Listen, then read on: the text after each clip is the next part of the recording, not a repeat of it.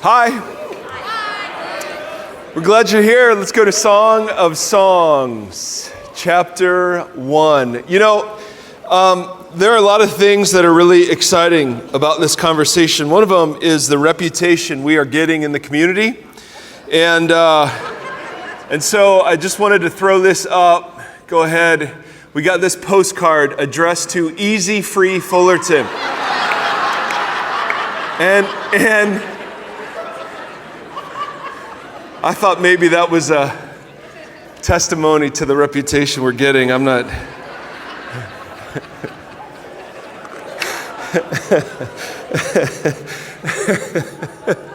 So I want to welcome you here. If you are here and you're a regular part of our community, we've just been so glad to be able to have this conversation, not only with the people in this room, but with people that have been tuning in all over. And if you're not somebody that's a huge fan of church, faith, Jesus, or you've been wounded in the past, I'm really glad you're here. And I'm glad that you would trust us with your time and attention. And we want this to be a place where the grace and the truth of Jesus is just spoken. And that, we do enough judging each other. We'd rather just tell the truth and bring light where there's darkness and bring truth where there's deception and just see what happens. And so if you're here and you've been hurt by the church, I'm sorry. I'm sorry that very often we don't represent Jesus well. Not only in what he said, but in how he treated people who were much different than him.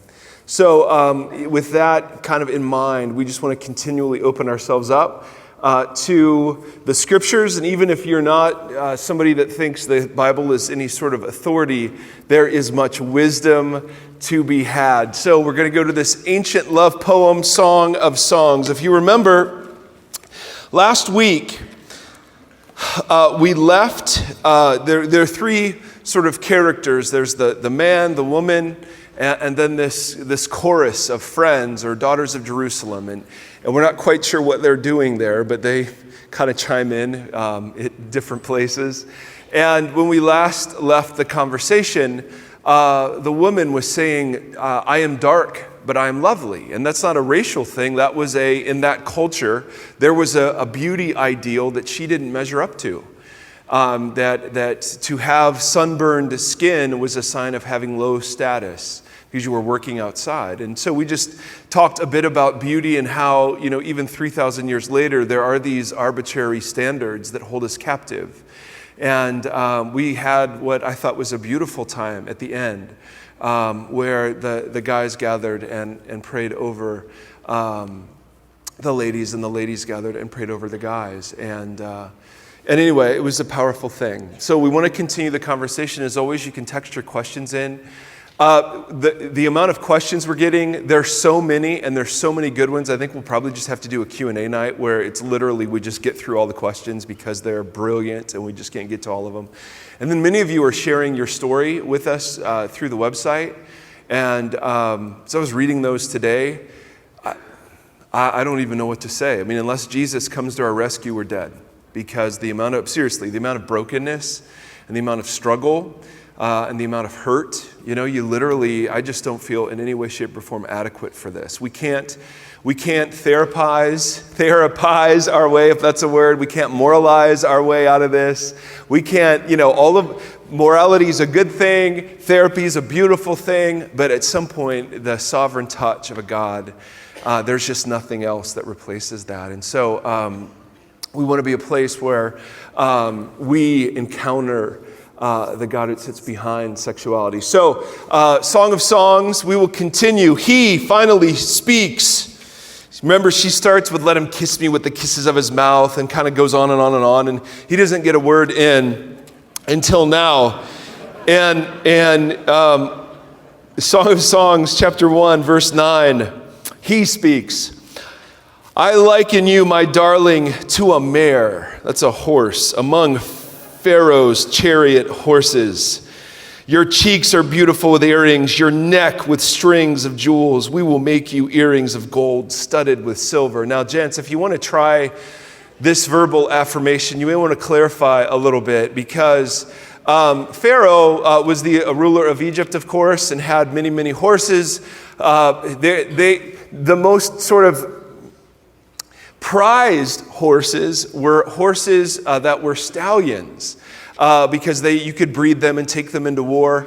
And so when he talks about a mare, he's talking about something like you would have lots of stallions, but you wouldn't have many mares. At least that's the idea. And so he's telling her that she is something of great value. She is priceless. You might want to update the image a little bit, but that's kind of the idea. And then she responds, she says, while the king was at his table, my perfume spread its fragrance. My beloved is to me a sachet of myrrh resting between my breasts. My beloved is to me a cluster of henna blossoms from the vineyards of En-Gedi. And, we're so removed from these sort of affirmations, you kind of go, okay, so he compares her to a horse and she compares him to flowers. And, back then it would have been, but notice, this isn't the language of science. It isn't the language of medicine. It is the language of poetry. It is the language of romance, right? There's a sense in which, fellas, that if you don't learn this language, you kind of miss out on a woman's greatest sex organ, which is her mind, her heart. She wants to be romanced and wooed. And there's a sense in which, there was a study done several years ago that one of the biggest indicators of whether or not a relationship would survive was the ratio of positive statements to negative statements. And that they could predict whether or not a relationship would make it based on how positive the conversation was or how negative the conversation was. And so one of the things you see in this couple is that they are just incessantly affirming each other with such beautiful poetic language. You're like Pharaoh's mare, and you are like henna blossoms. And we kind of go, but there's a principle sitting behind it where they just keep reminding each other they're so valuable, they're so romantically inclined and connected. He responds, how beautiful you are, my darling. Oh, how beautiful. 14 times in these poems, he calls her beautiful. Remember, she said, I'm lovely, yet I have this insecurity part of me, right? And so he just affirms. You're beautiful, you're beautiful. Your eyes are doves. They bring peace and gentleness. She responds, how handsome you are, my beloved. Oh, how charming. Our bed is lush. Verdant is a way of saying it's fruitful, it's lush. And you can read into that whatever you'd like. He says, yes, take in that image. The beams of our house are cedars. Our rafters are like firs. All of this image, you're sitting here going, okay, no one speaks to each other this way anymore. And that's true. But you would update it a little bit. But the power of the simple back and forth, the affirming of desire, the affirming of not only physical beauty, but the way they are as people. He affirms her character. She affirms his fragrance, his name. If you remember all of the images that we've been talking about, they just keep going back and forth. Chapter 2, verse 1, she says, I am a rose of Sharon, a lily of the valleys. And notice she just says, she doesn't say, I'm the rose of Sharon or the lily of the valleys. She just says, I'm a common flower. There are many like me. He interrupts, no. Like a lily among thorns is my darling among the young women. Right? So she begins to just say, yes, I'm lovely like a flower, but there's lots of flowers just like me. He says, no. And guys, this is a good one. Like a lily among thorns are you among the maidens. She responds, like an apple tree among the trees of the forest is my beloved among the young men. I delight to sit in his shade. And remember, we talked about that couple weeks ago, where she had the biggest insecurity came for her being scorched from the sun. Well, this is a guy whose shade she delights to sit in. So he covers almost her biggest insecurity as the image. And then there's this line, I delight to sit in his shade and his fruit is sweet to my taste. And we'll just kind of move on from that one. Let him lead me, but it's referring to what you think it's referring to. English, by the way, English doesn't it doesn't do some of this justice. There's some things in there that you'd go, okay. Let him lead me to the banquet hall, and his banner over me is love. We used to sing this song, his banner over me is love. He brought me to the banqueting table. And the image is a bit more erotic than kind of the song made it out to be. I stopped singing that song after I started studying it.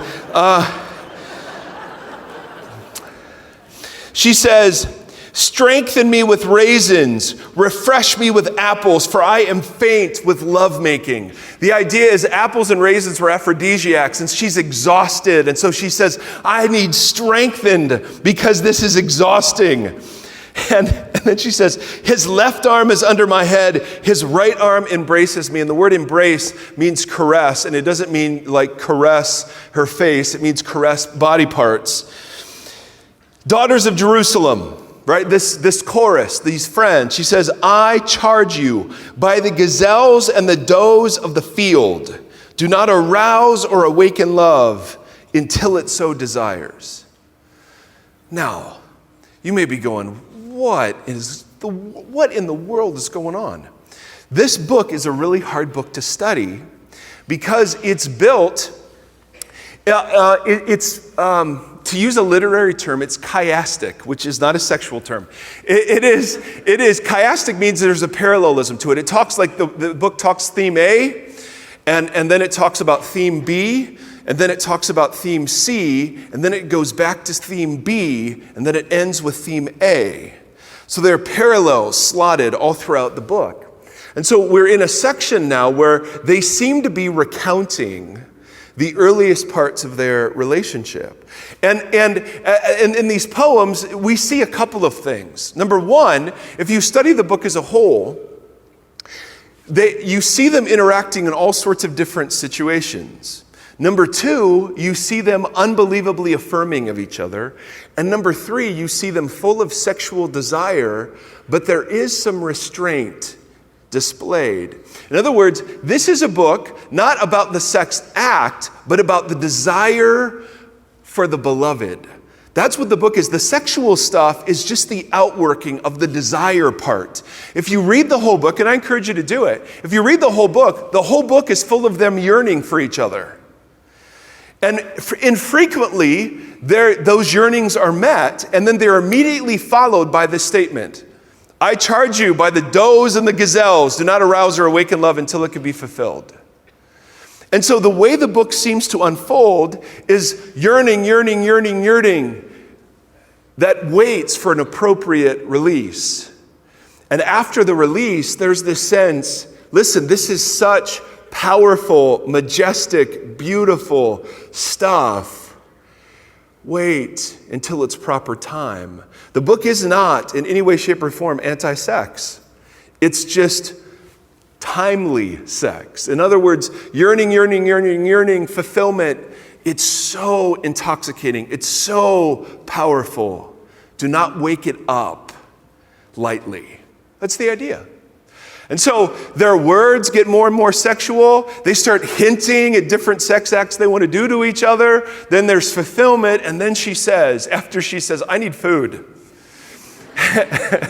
she says, this is so powerful. Don't wake it up. Now, there's another way to understand this. In fact, there's some commentators that say that what this text actually means is, it's so exhausting, make sure you've got plenty of time. And maybe that's what she's saying. It's certainly consistent with some of the things, but there's another sense that she says this 3 times throughout the book, and it's always right after fulfillment. And so I kind of tend to think that what she's saying is, listen, it's so powerful, it's so adventurous, it's so majestic, don't wake it up lightly. I think that's what she's getting at. Now, what I want to do tonight, and this is what we've been doing through this series, is we launch out of Song of Solomon into other parts, because the song just stirs up questions and thoughts and like, okay, really? So I want to talk about the difference between normal sexual desire and lust, because the book is full of normal sexual desire. And one of the things we're saying is sexual desire isn't a bad thing. We were sexual before, in the Bible's words, we were sinful. And so you just see this. Oh, I delight to sit in his shade, and his fruit is sweet to my taste. Refresh me with raisins and apples because I'm exhausted. I need more sustenance. I mean, and this is in the Bible. And usually when we preach this kind of thing, it's, we kind of neuter it a little bit. But it's all sitting there, and it's saying, listen, sexual desire is not the problem. The corruption of sexual desire is the problem. And for far too long, we've not said, listen, is the desire for food bad? No, but it's the corruption of the desire for food. Is the desire to make money bad? No, but it's the love of money that's the issue, right? So we've got to separate the desire for the thing and the corruption of the desire for the thing. And so we want to talk about the difference between these two people saying, I want you, and she's saying, I want you, and him saying, well, I want you too, and this is what I do, and this is what I do, and the Bible not shaming that, and yet there is this thing that is called lust in the Scriptures, that the Scriptures talk a lot about. How do you know the difference? So let's explore that. Genesis chapter 1. We'll start at easy free in the beginning. So good. So good. All right, so you'll see that almost all the time we go back to Genesis. Because so many, you take a conversation about homosexuality, you take a conversation about sexuality, and what ends up happening is you just pull all of these Bible verses out and say, here's what the Bible says about it. That isn't the most legitimate way to have the conversation, because the Bible says a whole lot of other things too. There's a grand story that is being told, and sexuality is invited to be a part of that story. You can't just rip out the verses and say, don't.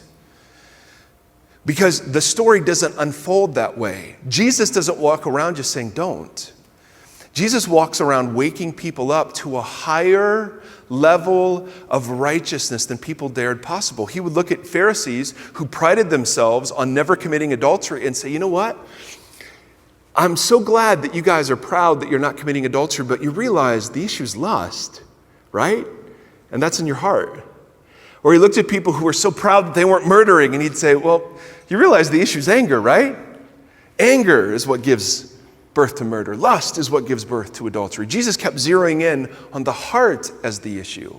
And you can't moralize your heart.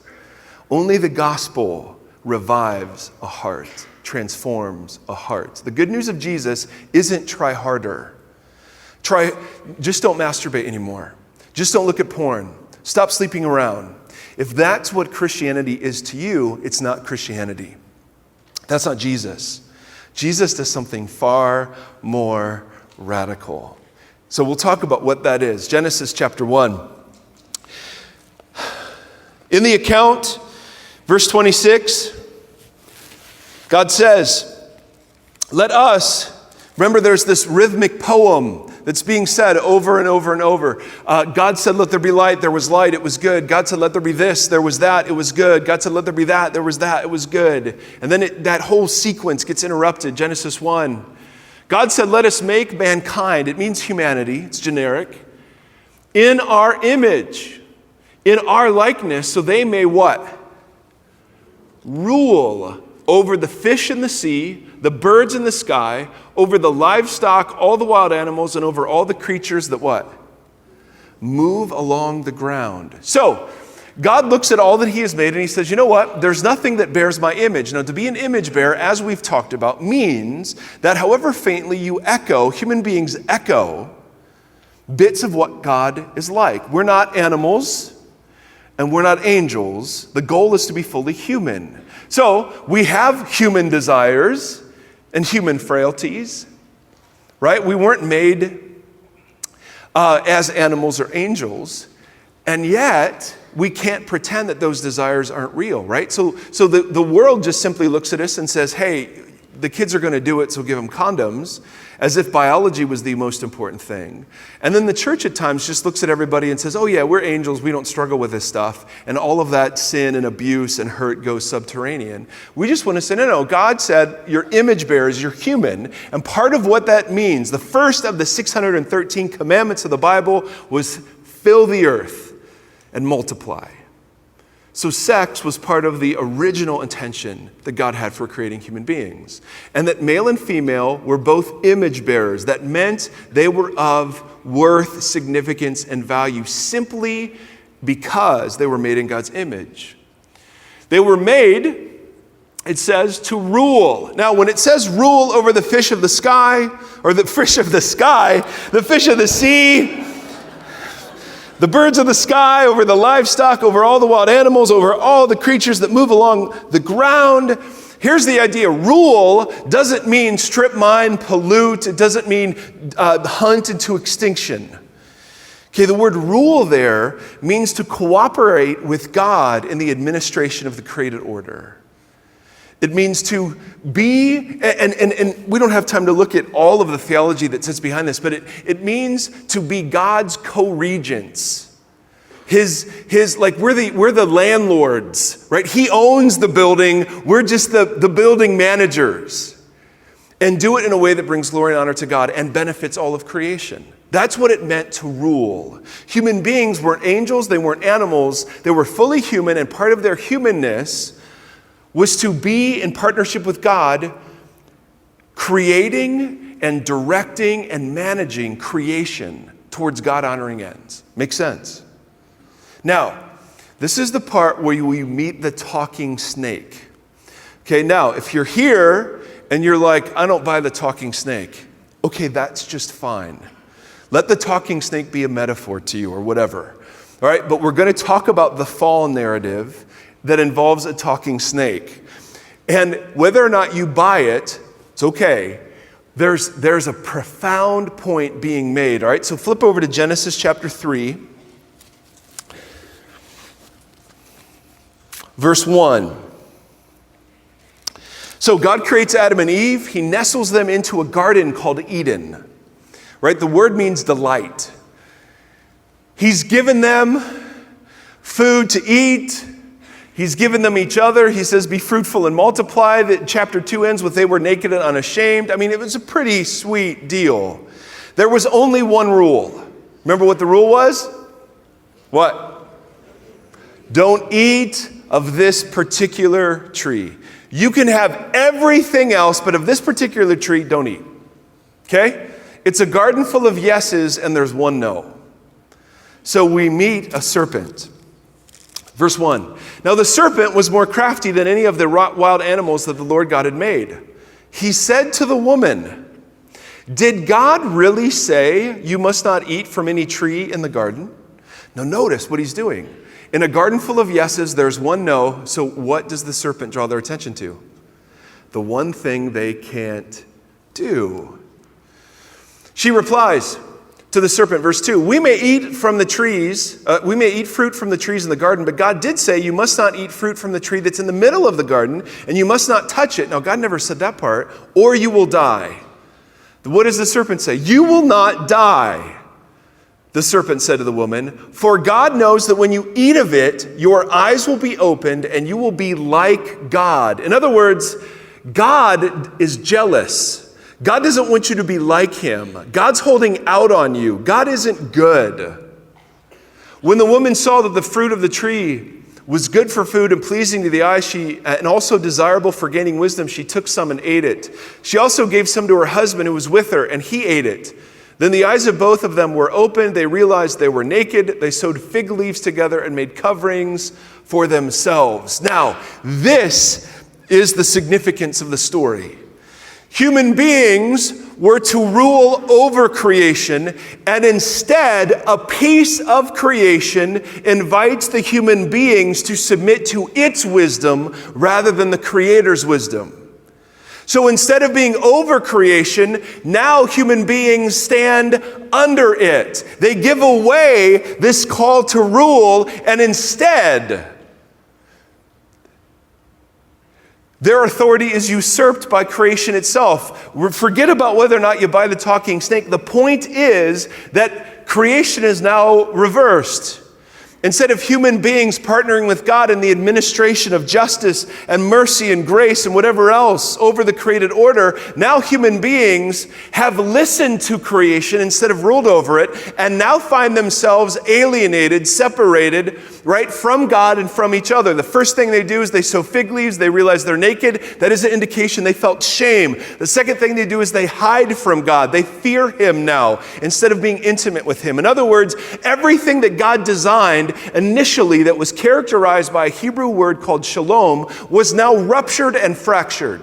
The human being's relationship with each other, with creation, and with God, all now was fragmented. That's why this story is called the fall. Because their disobedience wasn't just that they screwed up and God was angry, but it was they abandoned their place in the created order and now are tempted to worship and serve created things rather than the Creator. Are you with me on this point? Okay, this is incredibly important for the story, and about 14 of you nodded your heads. So I'm assuming the rest of you are dazzled. Now, to help make a bit of sense of this, I put together, well, I didn't put it together. I had somebody who's graphically designed put it together. A little thing right here. This is the toilet bowl of horribleness. Or the tornado of sin, or something like that. All right, but I want to show you the way that this temptation went. All right, because there's a flow to it. And interestingly enough, wouldn't you know it, thousands of years later, we still face the same temptation. Still yawning. There's a whole bunch of yawning going on. This is designed, that was you right there, both of you ladies. Now, it actually started over there and it spread. I watched it like the wave. It was like the reverse wave of horribleness as I was unveiling the tornado of sin. So, all right, so it starts. How did the temptation narrative start? You have a garden full of yeses. Focus on the no. In other words, focus on the one thing you can't do rather than all the things you can do. The Bible's word for that is just simply ingratitude. Right? You got a whole garden. You're naked and unashamed. Be fruitful and multiply. You can do anything. Just don't eat of the tree. So what do they say? Must eat of tree, right? Right? We're still this way. You can have a wonderful life, but there's one thing you can't have. What do we fixate on? The one thing you can't have. Right? So it starts with ingratitude. It moves to idolatry. And here's the key. The key that the tempter says to this woman is, God is holding out on you. He's saying, if there's a no at all, God isn't good. Do you understand that's what he's saying? If there's any no anywhere, God isn't good. And who's going to know better? Who's going to know better? Me. Right? Do you see this connection? There's a no. And if there's a no, God isn't good. Why? He's holding out. If he really wanted us to thrive and be like him, he would allow us to eat. This is what the serpent is saying to the woman and to the man, fundamentally. Right? He says, did God really say? Draws immediate attention to the no, and then says, God knows that if you eat of it, you'll just be like him. What's the implication? God doesn't want you to be like him. He's holding out on you. Idolatry is simply obeying something other than him, giving your allegiance to something other than him. So they say, I think you make a great point, talking snake. Let's go your way on this one. And so then they step out, and this is the funnel effect. They step out in something called immorality, and that's a big old Bible word that just means transgressing God's boundaries. And how do they step out? The best way to step out in disobedience is to deny the consequences. What's the serpent say to them? You won't die, right? And then lastly, if you keep going, this big, wonderful word, imprisonment. Now, that is epic. That the funnel plus the red writing just makes the point, doesn't it? And it's red for sin. You understand this because it's the tornado of sin. I don't know. Someone took a picture of that, and I just went, well, here's what I learned at church tonight. I mean, how do you even make sense of that? So, imprisonment. Now, this is so important, you guys. Stay with me. How does God punish them? Does he lock them in to something bad, or does he lock them out of something good? In this story, prison means being locked out of something good. So the story continues. They're sent into exile. Now, keep this tornado of whatever in mind and go to Romans chapter 1. Now, we're going to come back and talk about Romans chapter 1 when we talk about the gay and lesbian community and homosexuality and so many of the questions we're getting. We'll look at those passages, but I want to show you something that Paul says here. And this is going to come back to Song of Songs, all right? Are you still out there? Was there a no? Because we can exile you and put a flaming sword, and if that is something good. All right, I'm tired. Do Romans 1. Now, Romans 1, verse 18. The wrath of God is being revealed from heaven against all the godlessness and wickedness of people who suppress the truth by their wickedness, since what may be known about God is plain to them, because God has made it plain to them. How about that for an opening sentence? Right? For since the creation of the world, God's invisible qualities, his eternal power and divine nature, have been clearly seen, being understood from what has been made, so people are without excuse. Now, this is Paul's way of saying, listen, there is nobody that can shake their fist at God and say, I didn't have enough reason to believe. Now, there are all sorts of people who will say, well, we don't have enough reason to believe, and I get that, but Paul's argument to the folks of his day is that, listen, God has revealed himself. All you have to do is look out the window. He's revealed himself through what has been made. Now listen, verse 20. For since the creation of the world, God's invisible qualities, his eternal power and divine nature, have been clearly seen, being understood from what has been made, so that people are without excuse. Now, Paul is going to talk about the general condition of people called Gentiles. All right, these are non-Jewish people, and he's going to describe kind of this spiral that they're in. He says, for although they knew God, they neither glorified him as God, nor what? Gave thanks to him. But their thinking became futile, and their foolish hearts were darkened. Although they claimed to be wise, they became fools and exchanged the glory of the immortal God to worship images made to look up like mortal human beings and birds and animals and reptiles. Now notice verse 24. Therefore, God gave them over in the sinful desires of their hearts to sexual impurity for the degrading of their bodies with one another. They exchanged the truth of God for a lie. They exchanged the truth about God. Do you see that? The truth about God. Not about sex, but about God. They exchanged the truth about God for a lie and worshiped and served created things rather than the Creator, who is forever praised. Amen. Because of this, God gave them over to shameful lusts. Right? And then he goes on to talk about how those shameful lusts play out. Go to verse 28. Furthermore, just as they did not think it worthwhile to retain the knowledge of God, so God gave them over to a depraved mind so that they do what ought not be done. All right, now there's a whole bunch more that he says, and we'll look at it later. But do you hear language that's very reminiscent of the temptation narrative we just read? Do you see that? I mean, if you were paying attention, fire up the red glory. You saw the same spiral, right? What's the first thing he says? Although they knew him, they neither glorified him nor gave thanks. Now, would you agree that we as people are incredibly ungrateful, just in general? Would you agree with that statement? Absolutely. If you're single and you want to be married, right, you're unhappy because you're single.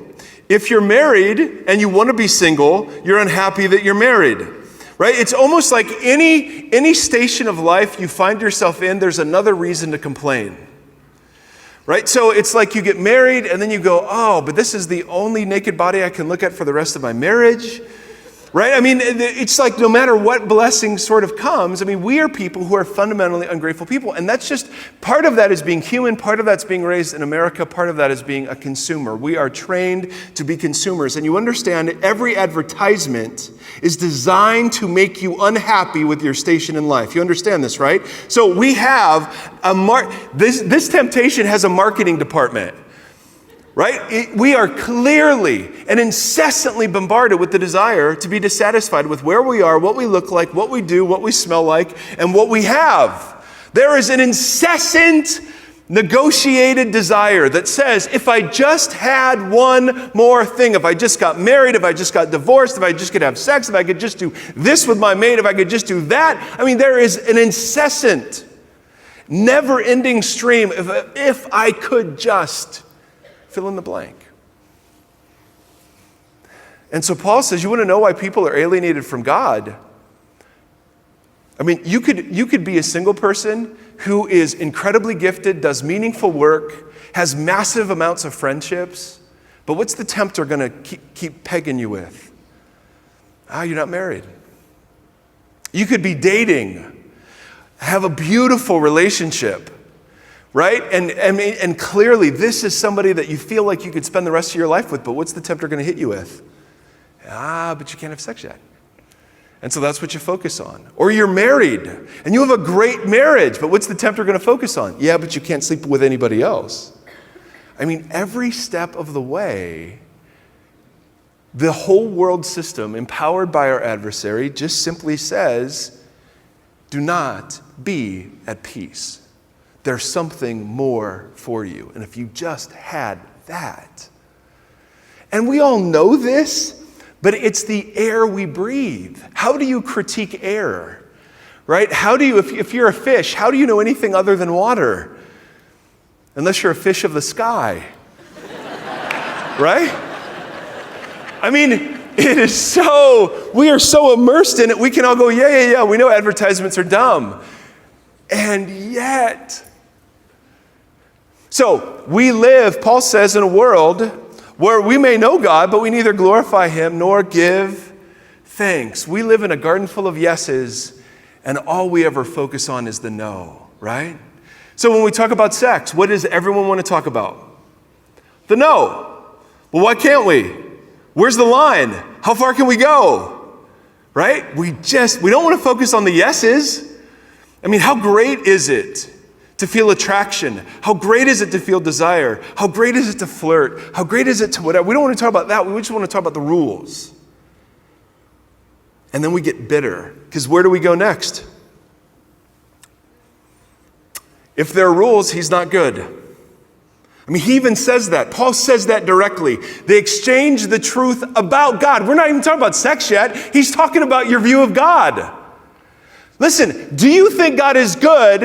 If you do, place sex into that. If you think God is not good, how you view sex will be entirely different. This isn't about sex, it's about how you see God.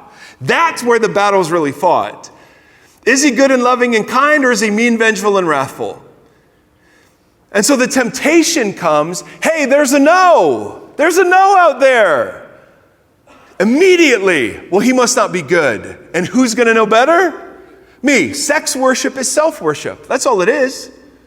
The most common object of worship in American culture is self. The isolated consumer self.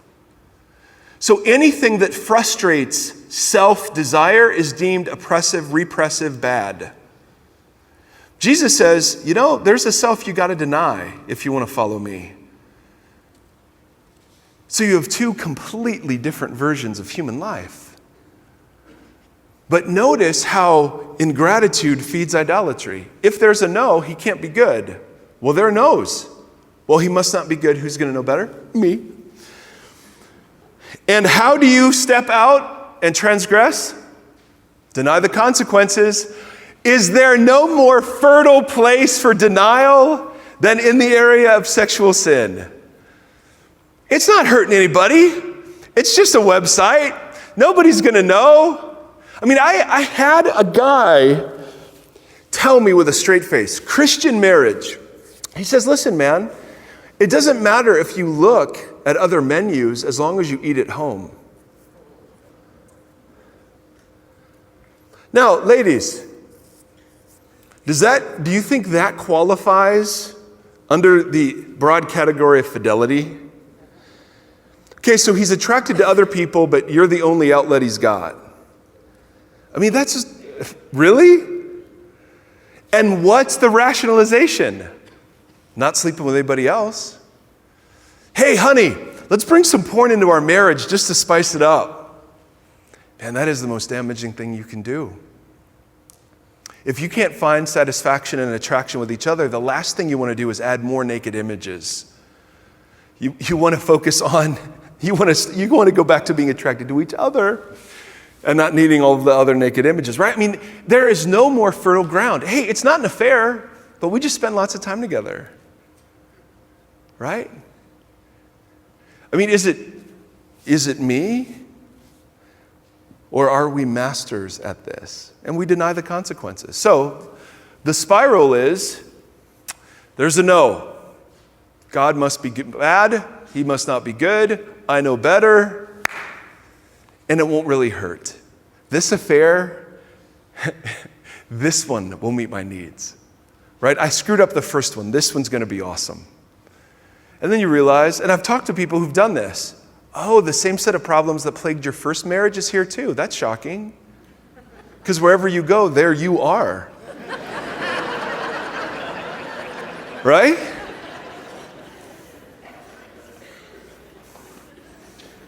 So what does Paul say? They neither knew God nor glorified him in gratitude. They worshiped and served the created thing. See, rather than the creator. We're all worshipers, brothers. Do you understand worship has nothing to do with singing? Worship has to do with your allegiance. Who do you listen to? Who do you follow? Who do you want to emulate? What code, what ethic, what example drives the decisions you make with your real life? That's worship. We want to make it about singing songs. See, worship isn't a religious activity, it's a human activity. And sex worship is just another form of it. And so Paul simply says, listen, if you want to know, if you want to trace the spiral, go back to your view of God, and that'll tell you who you worship. And most people worship themselves. That, of course, leads us straight into violation of whatever boundaries God has set up, and we do that by rationalizing that they aren't so bad and it won't really hurt, and this is actually better for us. Until we find ourselves back in the red diagram of horribleness, until we find ourselves right there. Imprisonment. Now, 3 times, if you were paying attention, Paul describes the prison that people find themselves in. Did you hear the phrase? God what? Gave them over. Now, we understand, listen to me. We misunderstand the nature of God's judgment. We think God is judging us when we get a disease, or when she gets pregnant, or when we get caught. I'm telling you that's His mercy. His judgment is found precisely in those moments when He lets you have what you want. Giving you over is another way of saying, I won't interrupt you. I won't stop you. I will let you have what you want. See, we think, oh, no, we got caught. She's pregnant. There's a disease. We think that's His judgment. I'm telling you that's His mercy. His judgment is found precisely when He just says, okay, if that's what you want. And one of the things He says we're given over to are shameful lusts. Now, the word lust is a really interesting word. comes from a Greek word that means in the mind. Lust starts here. Thoughts that are dominated by craving. Is lust just a sexual thing? Is lust just a sexual thing? No. You can lust after alcohol. You can lust after material things. You can lust after food. You can lust. What do you obsess over? What do you fantasize about? What occupies your thoughts? That is what lust is and where it begins. Flip over to the book of Ephesians now. Oh, are you still out there? I know we're going on an hour, but doggone it.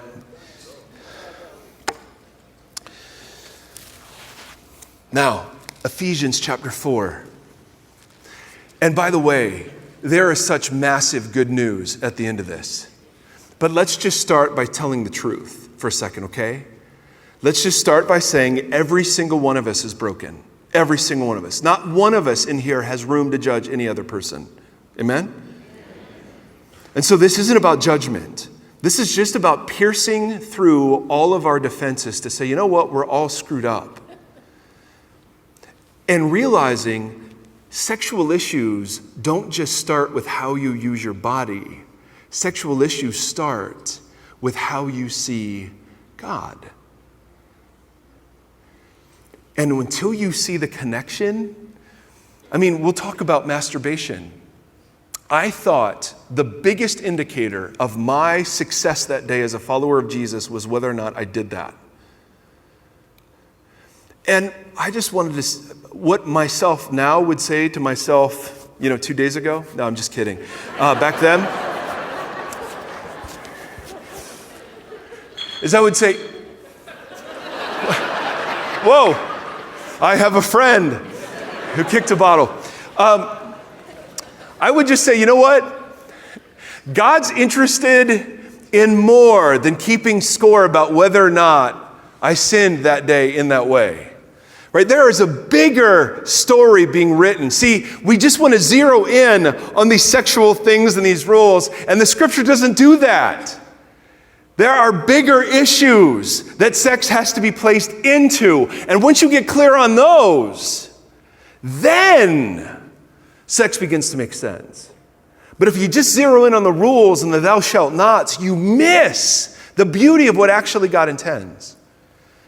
Because you sit here and you say, well, if he's so good, then why are people born, right, with the sex organs of two different sexes? If God's so good, then why do people say they don't choose to feel homosexual desires? Well, why does he let them do that? Why do people who physically are men want to be women, or who physically are women feel like they're men? Why all of that if God is so good and sex is so great? Right? And so we want to acknowledge the truth of all of that and say there is a bigger story being written.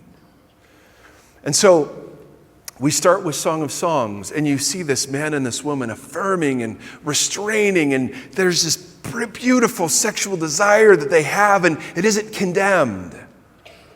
But we're so screwed up that sometimes we confuse normal sexual desire with lust, and we just think lust is what normal sexual desire is. We just want to say, no. Lust is something far more insidious. Lust leads to slavery. And it doesn't matter if it's towards food or money or sex. It doesn't matter. And we want to look at what that slavery looks like. Ephesians chapter 4, verse 17. Paul says, so I tell you this, and I insisted on it in the Lord, and he's writing to a church. He says that you no longer live as non-Jewish people do, the Gentiles, the pagans, in other words, in the futility of their thinking. They are darkened in their understanding and separated from the life of God because of the ignorance that is in them due to the hardening of their hearts. Now, this is where it gets key. Stick with me. I know it's been an hour. Having lost all sensitivity, they have given themselves over to sensuality so as to indulge in every kind of impurity, and they are full of greed. Now, holy big Bible words, Batman. Right? That is just a massive, no one reads this at a wedding. That's just a gnarly sentence. But it it says something about what lust does. Having lost all sensitivity. The word sensitivity here means the ability to enjoy something. Now, think about the alcoholic. Does the alcoholic enjoy alcohol? Do they savor it? No. In fact, what alcoholics will tell you is they've lost the appreciation to enjoy it because they use it for something else. Talk to porn addicts.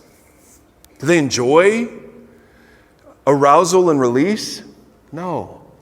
Those are things that are means to ends, that have nothing to do with sex. They lose sensitivity. In fact, one of the most amazing things I've ever read, it was 2006, 2007, an interview was done with Hugh Hefner. No, it wasn't Hugh Hefner. It was one of his Playmate girlfriends. And she said this. It was in an article in a magazine in Philadelphia. And here's what she said. She said, Hugh Hefner, the paradigm example of heterosexual masculinity, right? Carefree sex with beautiful women all the time. And forgive my language, but this was the quote. That Hugh Hefner can no longer enjoy vaginal sex. He has to masturbate to gay porn to find satisfaction. And I thought, there's an example of somebody who's lost sensitivity, right? He celebrates and so indulged in an ideal that he can no longer now enjoy. That is what lust does. It deadens us. Instead of being more human and more alive, we become less so. And so Paul says, having lost all sensitivity, they have given themselves over to sensuality. You know what sensuality is? The absence of the ability to say no to yourself. If I feel it, I have to do it. And then it says, so as to indulge in every kind of impurity, and they are full of greed. And we think greed here means something different than what he's been talking about. No. Greed, the word greed here just means a thirst for more. So here's the image. If you want to know what prison looks like, if you want to know what it means to be given over, here's what it looks like. You can no longer enjoy what it is that you're doing. You feel momentarily satisfied, but afterwards you feel more lonely, more empty, more separated, and more alienated. And the only thing our darkened mind can think of that will help is more of what caused us to feel empty and lonely to begin with. That is prison, brothers and sisters. So when Paul says, God gave them over, he's not painting a picture of a God who says, you know what, you guys are so jacked up, heck with you. He's painting a picture of a God who says, at some point, I will not interrupt you. And if left unchecked, where our lusts take us is that you lose the ability to enjoy, you want to stop but cannot, and the only thing you can think of to help is to do the very thing that causes you to feel more empty when you started. And men and women, I've been very honest. I know that slavery with pornography and with food. When I started battling porn, I had all this accountability and websites, site trackers on my computer. And I told you, I think last week maybe, got on some meds, gained a bunch of weight. And the meds certainly contributed, but I wasn't fighting it. At my worst, on Mondays, I hate Mondays. Mondays are the best day to sin if you're a pastor. You understand that? You've given yourself all day. You've got 6 days until the next Sunday. And I'm usually home by myself. And so what I would do is I would go to Ruby's. And at my worst, I would have cinnamon roll French toast, right? About 1,500 calories of glory. And it was awesome. And then I'd get a shake for breakfast. Right. And you know what would happen? After the sugar rush died down, about 2 hours later, I would just feel so icky and embarrassed and kind of like, I didn't enjoy that. That didn't do anything. And you know what I would want to go do? I'd want to go pig out somewhere. I mean, it was the weirdest thing. It was just like the struggle with porn. And I realized, oh, that is what it means to lose sensitivity, that you cease being able to enjoy the very thing you're indulging in, and it leaves you hungrier and more empty than before. Brothers and sisters, that is the state of our world. We are a culture of slaves who tell us they're free. And we just want to say, no, freedom looks like something different. Now, one last thing, and then we'll do some questions. Fire up the red thing.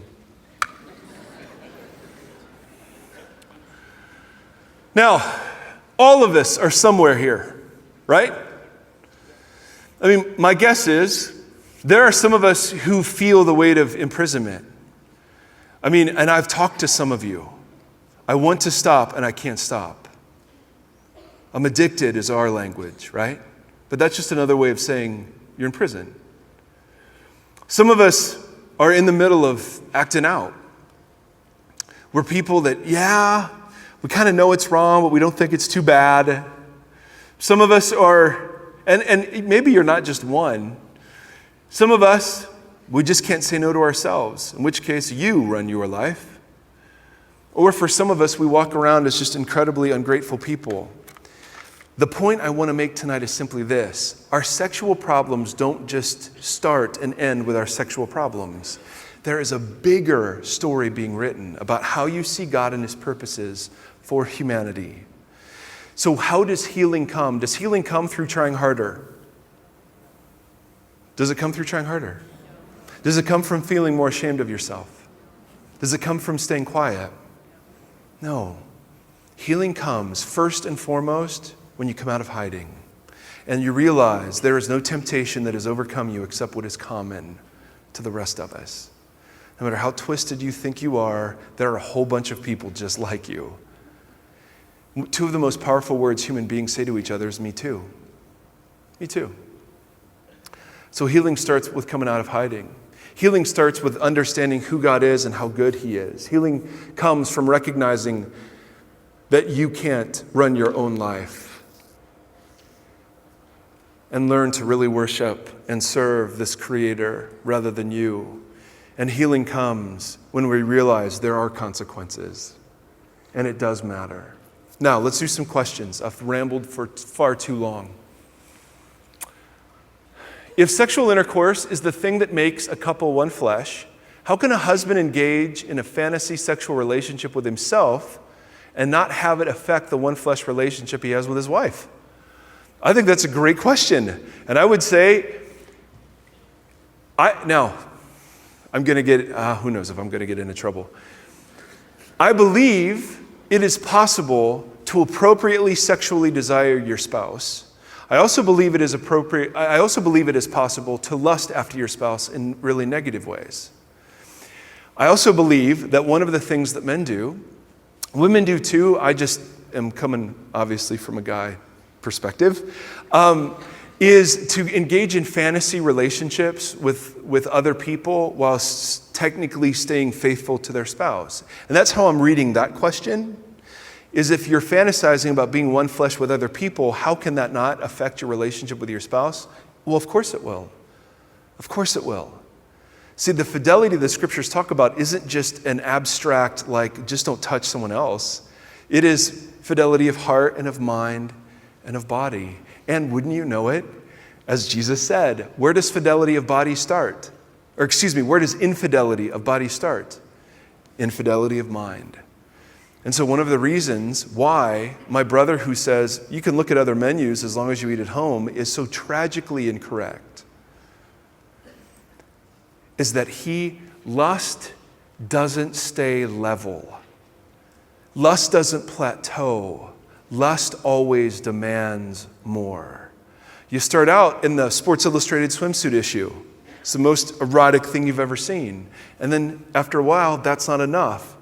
And after a while, that's not enough. And after a while, that's not enough. And then pretty soon you find yourself looking at things that you would have been horrified 2 years ago at, but you're losing sensitivity. That's how this works. So you can say, see, that's a great denial. Well, but I'm not cheating. You are, and you will be, unless that gets interrupted along the way. Next question. How do you control the sex drive so you won't want to have sex 24/7? Well, if you figure that out, let me know. My wife would like some advice to give me. Well, I mean, it's true. I'm the guy that wrote on the premarital questionnaire, how many times a week would you like to have sex? 15. That hasn't stopped. And she wrote 2, of course, and she was optimistic. But that's a different story. So, a couple of thoughts. And man, this is worthy of a whole other message. So, and no, I always feel so dumb giving answers because I don't know if I'm understanding the question right, and I know there's big stories sitting behind these questions, and I'm no Dr. Phil, although we may bear a passing resemblance. And, you know, and I always think later of, I should have said this, and I should have said this, and so I'm sorry if I don't do a good job with some of these questions. I always feel inadequate to do it. But let me give this one a shot. All right, what was the question again? What was it? Oh yeah, sex drive. Okay. Let's talk first about masturbation, shall we? Some of you are going to disagree with this. That is just fine. I do not think the Bible mentions it. The passages that are usually referenced, those are not masturbation passages. The one in Genesis about a guy named Onan was the failure to father children on the basis of a dead brother. That's the really wacky sort of conversation that we will not have right now. And then when people say, yeah, when Jesus says, you know, if your right hand causes you to sin, cut it off. You know, we're kind of reading in there a little bit to think that that's what he's referencing. I actually think there's something much more profound he's saying. But I find it very interesting that one of the most universal issues that people have isn't directly mentioned. So here's the conclusion I draw from that. Some of you take masturbation far too seriously. And you need to understand that the scripture talks about lusting, right? And if you are engaging in adultery in your mind, right, that is transgressing God's boundaries. I've talked to people who will say, yeah, I don't lust after someone, it's the physical release. And I will say at that point that I have no biblical basis to condemn you. I would just caution you that it can take over your life if you let it, just like anything else, right? So some of you who were like me, when I was in college, I literally would, on my journal, I would just say whether or not I was successful resisting that day. And I would say, you know, what I would never have had courage, but an older brother should have said, you know, God's really got bigger things going on. Why don't you work on your relationship with him, and masturbation will end up taking care of itself when you understand who he is and what he wants to do with you. And then there are other people I think who should take it far more seriously than they do. Paul talks about, I will not be mastered by anything. And I think there are a few of us who literally cannot stop. And in that case, I would say it's not necessarily the act, but it is the fact that it's compulsive that we need to address.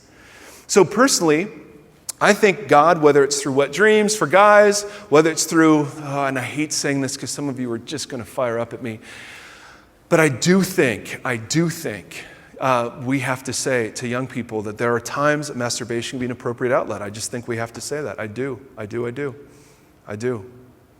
All emails go to David Fletcher at evfree.com. Now, the other thing I would say, Paul has this great line in Ephesians later on in the chapter. He says, Whoever has been stealing should steal no longer, but work with his hands so that you would give to the poor. Now think about the genius of that advice. Okay, what if I just said, hey, don't steal? Oh, okay, we could try harder. But he says, well, how do you steal? What do you use when you steal? Your hands. So he advises doing something different with your hands so that you could give to the poor. In other words, we don't want to deny or repress the fact that we're sexual creatures, and wanting to have sex 24/7, at least at some parts of our life, is kind of where we end up. But he suggests that you actually channel that energy into something else. Like there is a rush. For those that steal, there's a rush. You kleptos know there's a rush, right? Some of you are sitting right here, there's a rush. And Paul's just simply saying, well, there's another rush too. Feed someone that's hungry and see if there isn't a rush there.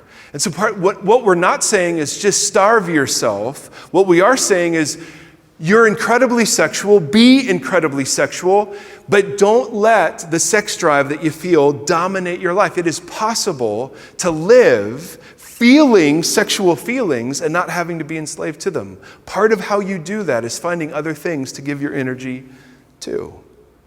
Next question. And there's more to be said. Oh my goodness. For about 15 years, we have counseled married couples coming out of sexual addictions and have seen an increase of men wanting anal sex, also young women not married or experiencing men asking for this. Would you share your thoughts? Yes, I will. Forgive the words, but that's how people talk. The increase of desire for men to participate in this particular act is the direct result of that act being glorified in pornography. Absolutely. The request or demand of young men asking their girlfriends to participate, that is the direct result of their influence of pornography. So, if you're married, and like we said, I think week 1, are there any restriction in marriage? Well, sure. Being faithful to each other, being comfortable, right? I shared a personal story. My wife still looks at me and says, I cannot believe you shared that.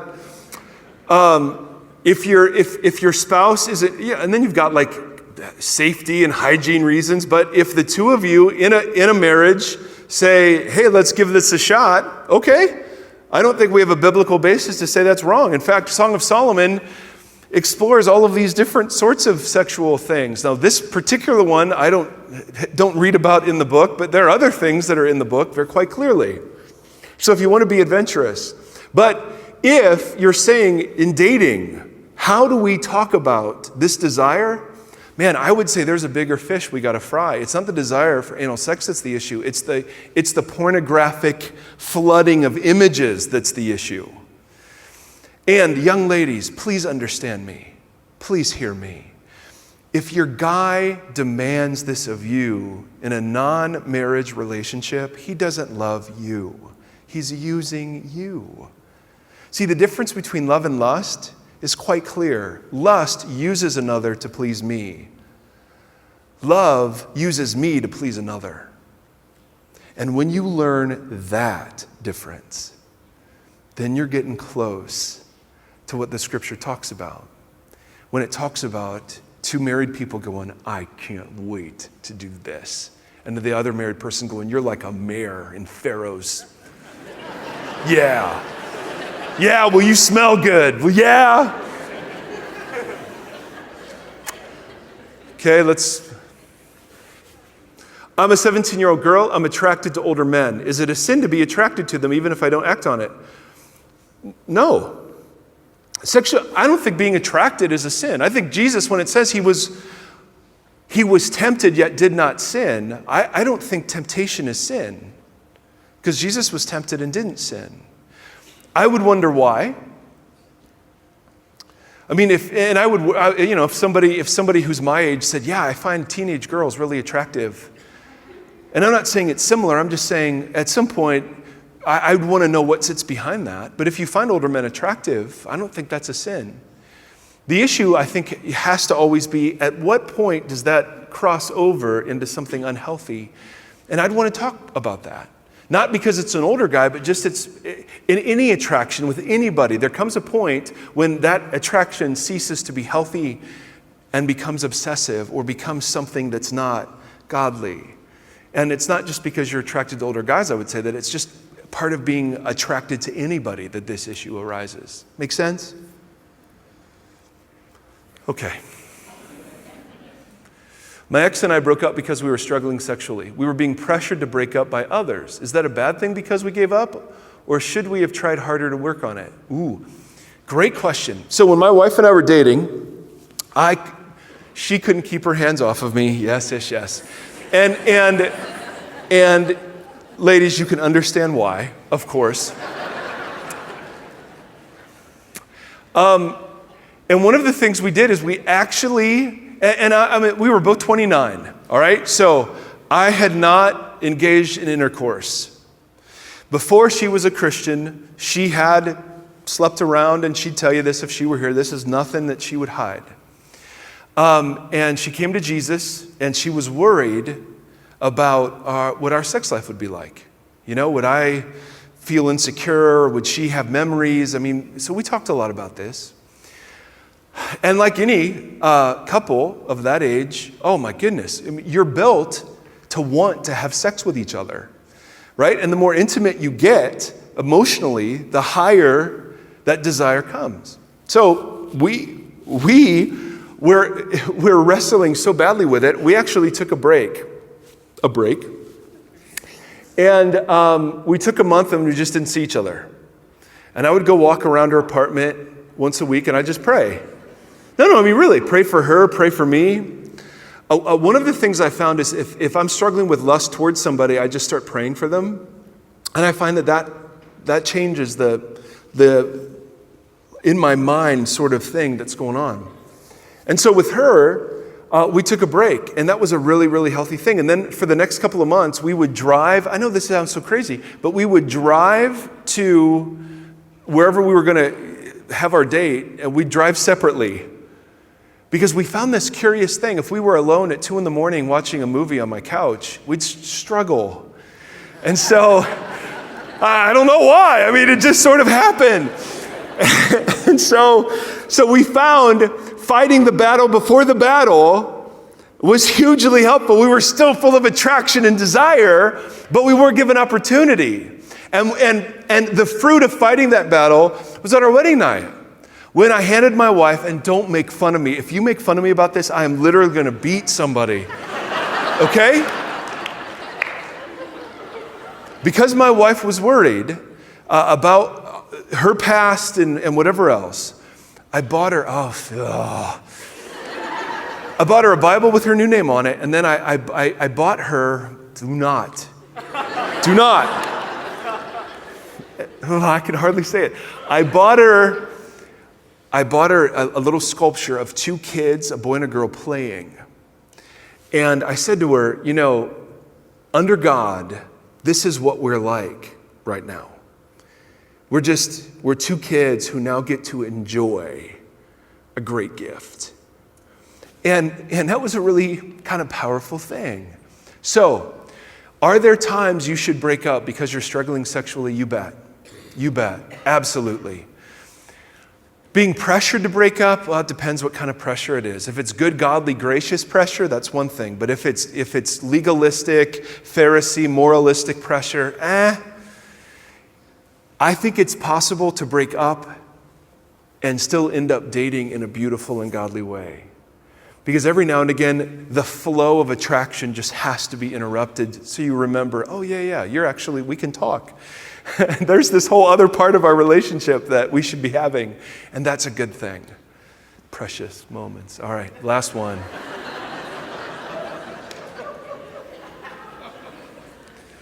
Oh no, my husband has continually had multiple affairs over the last 19 years of our marriage. He has been to church leaders, psychologists, psychiatrists, taken medication. It's always better in the short term, but always happens again and again. Is there a point where separation or divorce is okay? I'm not sure what to do. My goodness, I am so very sorry. I mean, whoever texted that in, I can't imagine the heartbreak. I can't imagine the struggle. I can't even imagine. I'm so sorry. You don't deserve that. You haven't earned that. That's awful, and I'm sorry. I can't, the divorce remarriage conversation is a big one, and there's a whole bunch of work I'd want to do prior to answering that question. But I would simply say this. In most evangelical understandings, there are provisions for divorce in cases of infidelity. And I cannot counsel you either way without knowing more specifics, except to say this. When you read Jesus and you read Paul and you read the New Testament, one of the things that you see over and over and over again is God's unfailing love towards his people, even though they're faithless. And so you need to know that God hasn't given up on your husband. God is still pursuing your husband. God is allowing your husband to experience whatever consequences and brokenness. And forgiving him doesn't mean you interrupt any of that. At some point, you do need to forgive him, and I don't know how long that will take or what process inwardly is required of you. I would seek some wise counsel on whether or not you should divorce him. I think biblically there are some provisions in the cases of infidelity that give you the allowance to divorce him, but because it's allowed doesn't always mean that's what you should do. But at the same time, I feel horrible counseling you to stay with somebody who's perpetually unfaithful. So please hear this. You are worth more than that. And this is not your fault. You haven't earned this or deserved this.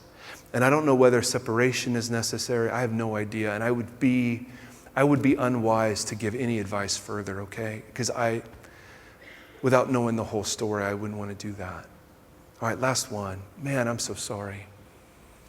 Our daughter is 5 years old and already interested in boys. How do we as parents raise our daughter to continue her natural openness with her feelings, but also teach her that her value does not lay in what boys think of her, but how the Lord values her? Oh, what a great question. First, the best gift you can give your daughter is a vibrant, healthy marriage. How you, as a husband, value your wife, and how you, as a wife, value your husband. She will cue so much from that. Secondly, one of the horrible things we do with our daughters and other people do with our daughters is constantly affirm them on how they look. Oh, you're so adorable. Oh, you're so cute. And I found this. I have a beautiful redheaded little girl with freckles. And I just find her so gorgeous. But I found myself over-affirming that and not affirming her character. And so I began to just simply say, Hannah, I want you to know, I think you are absolutely beautiful. And I think that's part of it. It's okay, right? It's okay. We want to be beautiful. I get that. And I just think it's so powerful for a little girl to hear that from her dad over and over. You are beautiful. But if that's all she hears and that's all that gets affirmed, then she's in trouble. I think the other thing is restrict media. Now, I am a total Puritan when it comes to restricting media. Some of you parents are absolute idiots, and I'm not even. If your kids have computers in their room, right, and have televisions, and they don't ever come out of their room, you are stupid. I'm not lying. You are stupid. Because, don't clap if you're one of them, all right? So shut your yaps. But I'm not kidding. They soak up from a seemingly innocuous show on Disney Channel. They soak up so many messages about boys and girls that I am ridiculous when it comes to this stuff. I sit there and watch them and we talk. And if I see anything that's sketchy, I don't let them watch it. Listen, it is not possible to be too sheltering anymore. All right, it used to be. But do you understand? Most boys get exposed to pornography before the age of 10. You understand that? And it's not usually at your house. Oh, they're just spending the night. Listen, we've pulled our kids from spending the night places when a movie's being shown that we say, you know what? I don't care if it says parental guidance is suggested. You're clearly not offering any. I'm not kidding. We force our young kids to grow up way too fast. All right? And by the way, do something with your daughter. And I'm sorry, I'm ranting, but doggone it, I see that in my own heart. Do something more with your little girl than just take her shopping. Play. Follow her interests, but, what do you want to do, Hannah? Well, let's go to Justice, this clothing store. And I'm like, well, okay. And being what I thought was a good dad, we'd always go. And all it does is it fills up her want-er. Oh, I want that, and I want that, and I want that, and I want that. And so her Christmas lists were and she has so many clothes she doesn't. And again, it's not, whose fault is this? Thanks. Yes. Yes. All right. I'm tired. David Fletcher at EV Free Fullerton. Now, listen, we're going to do one last thing. And if you need to go, go. Won't be, not that you ever need my permission to leave, because you just leave all the time. But I don't feel like I can have this conversation and not pray for each other. I feel so inadequate. I feel so powerless. All I know to do is pray. And so I'm just going to throw this out, and it's totally ridiculous, and we'll just see what happens. But some of you are here, and you are absolutely trapped. It could be in a false view of God. It could be in a relationship. It could be in a particular habit. And that whole imprisonment thing, you feel it. And it doesn't even have to be sexual. It can just be something. One of the first steps to healing is coming out of hiding. So I'm going to invite you just to stand up and be prayed for tonight. If you're here and your heart's beating and you're like, you know what? I am held captive and no one's going to judge you. We're not going to ask any specifics. No one's going to look at you and say, oh yeah, that's porn. Over there, they're probably sleeping around. And over there, that's definitely gluttony over that guy. All right? If you're going to do that, you can leave. What we're going to do instead is we're going to go to battle for each other. Because some of us are sitting here feeling unbelievably hopeless. And all of this Bible stuff just makes it worse. You just feel, nope, even God's not happy with me. And I just cannot let you leave with despair sitting on your shoulders. And so if you would be courageous, and it would be really courageous, but if we can pray for you, would you just stand up right where you are? And you know what we're going to do? We're just going to gather around you, and people are going to pray over you without even, thanks for your courage, guys. People are just going to gather around you, and we're just going to pray over you. And we're going to trust that God is going to lead our prayers. We're not going to shame you. We're not going to embarrass you. We're not going to do anything. We're just going to pray, okay? Sections in denial. Over here. And if you need to go, and you go ahead and go. And if you're not comfortable, that's totally cool. But look at me for a second. We just don't want you to be by yourself. You're not made to carry some of this pain all alone. And the least we can do as a group of people who want to be more and more like Jesus is to just stand with you and say, you know, we're here. And if we can help, we will. And it takes a lot of courage to stand up in front of a room full of people.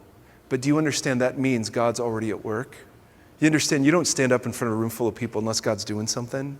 People will always ask me, well, so have I committed the unforgivable sin? And they're worried about it. To which I say, if you had committed the unforgivable sin, you wouldn't be worried about it. So being worried about it is proof you haven't committed it.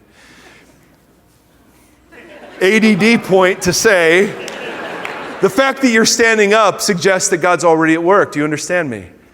This is a good thing. All right. For those of you seated, in a moment, I'm going to ask you to gather around all of the people who are standing. I want loads of people around them. And I don't want you to say anything to them. Unless you want to ask their name, that's it. Put a hand on their shoulder. If you're standing, I want you just to close your eyes.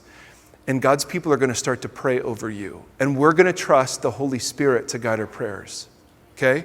We're not going to pray, God, fix this person. We're not going to pray, God, this person is screwed up, do something. We're going to bless God's work that he's already doing. We're going to bless it, and we're going to lift you up, okay? Thank you for being courageous. All right, so every single person, if you are here and you love Jesus. Now, if you're not comfortable praying for people, just stay right there. No one's going to care. But would you now gather around people? Go gather around them right now. And there are people in the back. Make sure you look in the back. Okay? Now, if you want prayer, raise your hand now so people can know. Okay, because now everyone's standing, so we don't really know who was standing. Okay? Because not everybody identified somebody. All right, if you are wanting prayer, do you have people around you? If you do not have people around you, raise your hand right now. Okay, right here, this young man. We need prayer, folks, around this gentleman. Thank you so much. Okay, now, I'm going to pray for you. You're going to pray for them. When you're done, hug them, bless them. I'm going to invite our prayer team to stick around. If any of you needs prayer or wants more conversation, please do not leave here without that. But you are dismissed, okay, after you're done praying. So let's go to war for each other, shall we? In the name of the Father, in the name of the Son, in the name of the Holy Spirit, mighty God, all we can do when confronted with some of the pain and some of the brokenness, some of the addiction, some of the sin, Lord, all we can do is beg you to be merciful, to come with power and bring healing and deliverance, to fight the lies that we believe about God, to set us free from self-worship, to remind us of the consequences, but to set us free from prison, God. Would you allow us to taste, to hunger, and to thirst for freedom? Mighty God, if there's anything that our adversary is up to, would you wage war against it right now in Jesus' name? And would you guide the people who are praying so that you would hear and answer their prayers? So brothers and sisters, now would you begin to pray over the people you are gathered around? All at once or one at a time, it doesn't matter. Go ahead if you would.